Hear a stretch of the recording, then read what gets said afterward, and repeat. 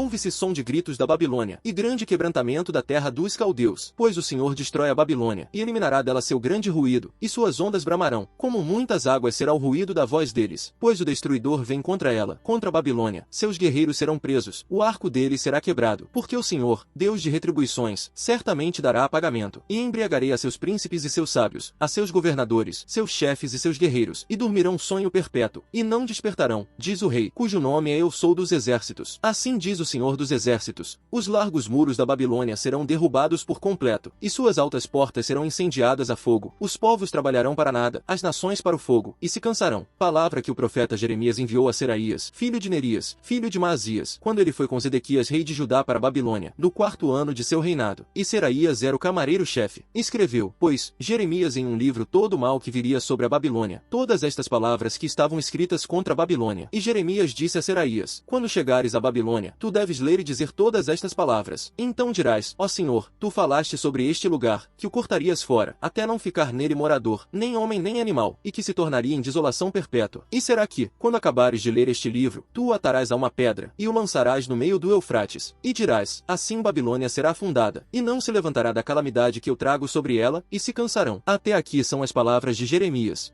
Zedequias era de idade de 21 anos quando começou a reinar, e reinou 11 anos em Jerusalém. Sua mãe se chamava Mutal, filha de Jeremias, de Libna. E ele fez o que era mal aos olhos do Senhor, conforme tudo que Jeoaquim fizera. E por isso a ira do Senhor foi contra Jerusalém e Judá, até que ele os expulsou de sua presença. Assim Zedequias se rebelou contra o rei da Babilônia. E aconteceu no 9º ano de seu reinado, no 10º mês, aos 10 dias do mês, que veio Nabucodonosor rei da Babilônia, ele e todo o seu exército, contra Jerusalém, e contra ela montaram um acampamento, e ao redor por todos os lados levantaram cercos contra ela. Assim a cidade esteve cercada até o 11º ano do rei Zedequias. No 4º mês, aos 9 do mês, quando a fome havia dominado a cidade, até não haver pão para o povo da terra. Então a cidade foi arrombada, e todos os homens de guerra fugiram, e saíram da cidade de noite, pelo caminho da porta entre os dois muros, que era perto do jardim do rei, e foram-se pelo caminho de Arabá, enquanto os caldeus estavam ao redor da cidade. Porém o exército dos caldeus perseguiu o rei, e alcançaram a Zedequias nas planícies de Jericó, e todo o seu exército se dispersou dele. Então prenderam ao rei, e fizeram-lhe vir ao rei de Babilônia, a Ribla na terra de Amate, onde pronunciou sentença contra ele. E o rei da Babilônia degolou os filhos de Zedequias diante de seus olhos, e também degolou a todos os príncipes de Judá em Ribla. Mas Zedequias porém cegou os olhos, e o acorrentou com grilhões de bronze, e o rei da Babilônia o levou à Babilônia, e o pôs na casa do cárcere até o dia de sua morte. E no 5º mês, aos 10 do mês, que era o 19º ano do reinado de Nabucodonosor, rei de Babilônia, Nebuzaradã, capitão da guarda, que servia diante do rei de Babilônia, veio a Jerusalém, e queimou a casa do Senhor, a casa do rei, e todas as casas de Jerusalém, e queimou com fogo todo o grande edifício. E todo o exército dos caldeus que estava com o capitão da guarda derrubou todos os muros que estavam ao redor de Jerusalém. E Nebuzaradã, capitão da guarda, levou presos os pobres do povo, e aos demais do povo, que restaram na cidade, e os rebeldes que se haviam se rendido ao rei de Babilônia, e todo o resto dos artesãos. Mas dos pobres do país Nebuzaradã, capitão da guarda, deixou para serem cultivadores de vinhas e lavradores. E os caldeus quebraram as colunas de bronze que estavam na casa do Senhor, as bases, e o mar de bronze que estavam na casa do Senhor, e levaram todo o bronze à Babilônia. Tomaram também os caldeirões, as pás, os cortadores de pavios, as bacias, os pratos, e todos os vasos de bronze com que faziam o serviço no templo. E o capitão da guarda tomou os copos, os incensários, as bacias, as panelas, os castiçais, os pratos, e vasos de ofertas de líquidos, tudo que era de ouro ou de prata, as duas colunas, o mar, e os 12 bois de bronze que estavam debaixo das bases, que o rei Salomão tinha feito na casa do Senhor. Não se podia pesar o bronze de todos estes vasos. Quanto às colunas, a altura de cada coluna era de 18 covados, e um fio de 12 covados a rodeava, e sua espessura era de 4 dedos, e era vazia, e tinha sobre si um capitel de bronze, e a altura do capitel era de 5 covados, com uma rede de romãs ao redor do capitel, tudo de bronze, e semelhante a esta era o da segunda coluna, com suas romãs, e havia 96 romãs em cada lado, ao todo elas eram 100 sobre a rede ao redor. O capitão da guarda também tomou a Seraías o sacerdote principal, e a Sofonias o segundo sacerdote, e 3 guardas da porta, e da cidade tomou a um eunuco que era comandante sobre os homens de guerra, e a 7 homens que serviam na presença do rei, que se acharam na cidade, e também ao principal escrivão do exército, que registrava o povo da terra para a guerra, e a 60 homens do povo da terra, que se acharam no meio da cidade. Então Nebuzaradã, capitão da guarda, os tomou, e os levou ao rei de Babilônia, a Ribla, e o rei de Babilônia os feriu e os matou em Ribla na terra de Amate. Assim Judá foi levado cativo de sua terra. Este é o povo que Nabucodonosor levou cativo, no 7º ano, 3000 1023 judeus. No 18º ano Nabucodonosor levou cativas de Jerusalém 832 pessoas. No 23º ano de Nabucodonosor, Nebuzaradã, capitão da guarda, levou cativas 745 pessoas dos judeus. No total foram 4.600 pessoas. Sucedeu, pois, no 37º ano de cativeiro de Joaquim, rei de Judá, no 12º mês, aos 25 do mês, que Evil-Merodach, rei da Babilônia, no primeiro ano de seu reinado, concedeu perdão a Joaquim, rei de Judá, e o tirou da casa de prisão, e falou com ele benignamente, e pôs sua cadeira com mais honra do que as cadeiras dos reis que estavam com ele em Babilônia. E mudou-lhe também as roupas de sua prisão, e continuamente comeu pão diante dele, todos os dias de sua vida. E continuamente foi-lhe dada provisão pelo rei da Babilônia, uma porção diária, até o dia de sua morte, por todos os dias de sua vida.